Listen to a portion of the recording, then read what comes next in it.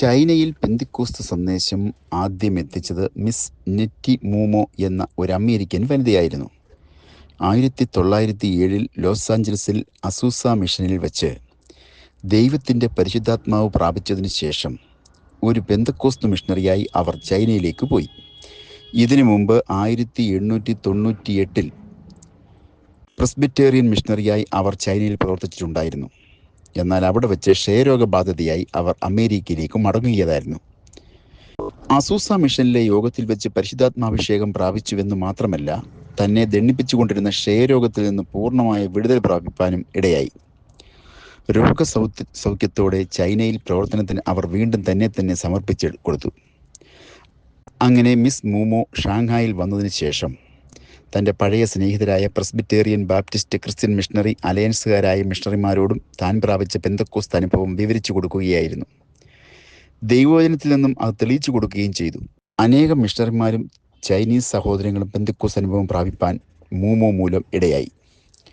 1908 Alfred ഗാർ loss ആഞ്ചലസിൽ നിന്നും ഒരു മിഷണറിയായി ഹോങ്കോങ്ങിൽ എത്തി. ഒരു മെത്തഡിസ്റ്റ് പാസ്റ്ററായിരുന്ന ഗാർ കെൻറ്റക്കിയിൽ നിന്നും ബർണിംഗ് ബുഷ് മിഷൻ പാസ്റ്ററാകുവാനായിരുന്നു അദ്ദേഹത്തിന് താല്പര്യം. എന്നാൽ അസൂസ മിഷൻ സന്ദർശിക്കവേ ഗാർ പരിശുദ്ധാത്മാവിനെ പ്രാപിപ്പാനിടയായി. വെള്ളക്കാരുടെ ഇടയിൽ നിന്നും അസൂസ മിഷനിൽ വെച്ച് പരിശുദ്ധാത്മ നിറവ് പ്രാപിക്കുന്ന ആദ്യത്തെ പാസ്റ്ററാണ് ഗാർ. ഇന്ത്യയിൽ മിഷണറി ആയിരിക്കാനാണ് ഗാർ താല്പര്യപ്പെട്ടതെങ്കിലും ഇന്ത്യ വഴി ഹോങ്കോങ്ങിലെത്തി പെന്തക്കോസ്ത് സഭകൾ അവിടെ ആരംഭിച്ചു. 1910 ബ്രിട്ടനിൽ നിന്നും പെന്തക്കോസ്ത് മിഷണറി യൂണിയന്റെ പ്രവർത്തകനായി ജോൺ ബാരൂൾഡ് ഡെൻ ഏതാണ്ട് 35 കൊല്ലത്തോളം ചൈനയിൽ ശുശ്രൂഷ ചെയ്ത് മേൽപ്പറഞ്ഞ പ്രസ്ഥാനത്തിൻ്റെ പെന്തക്കോസ്ത് സഭകൾ സ്ഥാപിച്ചിട്ടുണ്ട്. ചൈനയിലെ ആദ്യകാല മിഷണറിമാരിൽ 1910 അമേരിക്കയിൽ നിന്നും ചൈനയിലെ കാൻഡണിൽ എത്തിച്ചേർന്ന ജോർജും സഹധർമ്മിണി മാർഗരറ്റ് കെല്ലിയും ഉണ്ടായിരുന്നു. സെമിനാരി വിദ്യാഭ്യാസമോ ഭാഷയോ അറിയാത്ത ഇവർ കാൻഡോണീസ് ഭാഷ പഠിച്ച് വിവിധ സ്ഥലങ്ങളിൽ ആളുകളുമായി ആശയവിനിമയം നടത്തി. ധാരാളം ആളുകൾ ഇവരുടെ പ്രവർത്തന ഫലമായി സുവിശേഷം അറിഞ്ഞ് പെന്തക്കോസ്ത് വിശ്വാസികളായി. ആദ്യകാലങ്ങളിൽ സ്വതന്ത്രമായി പ്രവർത്തിച്ചു വരവേ ഇവർ പിന്നീട് അസംബ്ലീസ് ഓഫ് ഗോഡുമായി ബന്ധപ്പെട്ട് പ്രവർത്തിച്ചു. ജോർജും മാർഗരറ്റും അവരുടെ 6 കുട്ടികളും ചൈനയിൽ പ്രവർത്തിച്ച് ചൈനയിൽ വെച്ച് തന്നെ മരണമടഞ്ഞു. 1912 ടെന്നീസി സ്റ്റേറ്റിൽ നിന്നുമുള്ള വില്യം സിംസൺ ക്രിസ്ത്യൻ മിഷണറി അലയൻസിൻ്റെ മിഷണറിയായി ചൈനയിൽ എത്തുകയുണ്ടായി. അതേ വർഷം ടാവോയോ എന്ന സ്ഥലത്ത് ഒരു യോഗത്തിൽ സംബന്ധിച്ചു കൊണ്ടിരിക്കുമ്പോൾ ദൈവത്തിൻ്റെ പരിശുദ്ധാത്മാവിനാൽ നിറയപ്പെടുവാനിടയായി. താമസിയാതെ തൻ്റെ ഭാര്യയും സഭയിലെ ചില വിശ്വാസികളും അന്യഭാഷയോടെ ആത്മനിറവ് പ്രാപിച്ചു. പരിശുദ്ധാത്മാഭിഷേകം പ്രാപിച്ച സിംസനെയും കുടുംബത്തെയും ക്രിസ്ത്യൻ മിഷണറി അലയൻസിൽ നിന്നും പുറത്താക്കി.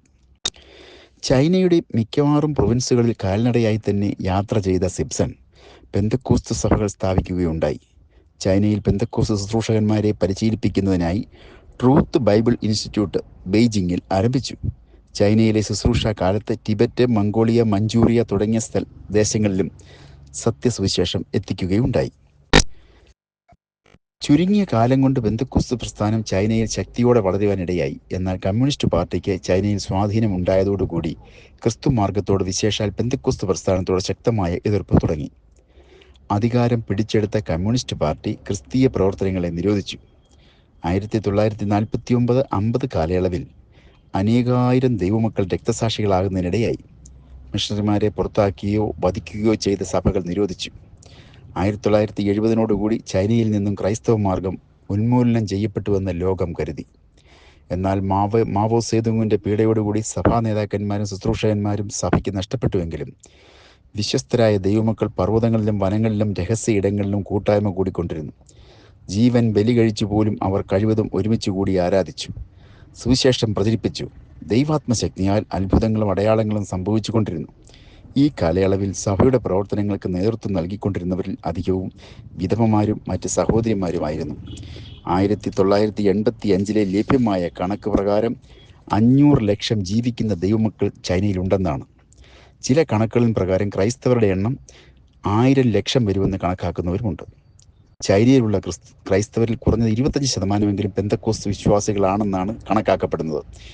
ഏതാണ്ട് 125 ലക്ഷം മുതൽ 250 ലക്ഷം പെന്തക്കോസ്തുകാർ ചൈനയിൽ ഉണ്ടായിരിക്കുമെന്നാണ് വിവിധ ക്രൈസ്തവ ഗവേഷകരുടെ കണക്കുകൂട്ടലിൽ മനസ്സിലാക്കുന്നത്. ചൈനീസ് ഗവൺമെൻറ് യാതൊരുവിധ മതാടിസ്ഥാനത്തിലുള്ള ജനസംഖ്യയും എടുക്കാറില്ല. ഈ അടുത്ത കാലത്ത് മിഷൻ കണക്കുകൾ അനുസരിച്ച് ദിവസേന 28,000-ലധികം പേർ ചൈനയിലുള്ള ക്രൈസ്തവ സഭയോട് ചേർന്നുകൊണ്ടിരിക്കുന്നു. പ്രതികൂലത്തിൻ്റെയും അഗ്നിശോധനയിലൂടെയാണെങ്കിലും ചൈനയിലെ ദൈവമക്കൾ ജാഗ്രതയോടെ ദൈവരാജ്യത്തിൻ്റെ കെട്ടുപണിയിലാണ്. പെന്തക്കോസ്ത് സഭ ചരിത്രപരമായി കൂടുതൽ അറിയുവാൻ ഞങ്ങളുടെ ഈ ചാനൽ സബ്സ്ക്രൈബ് ചെയ്യുക.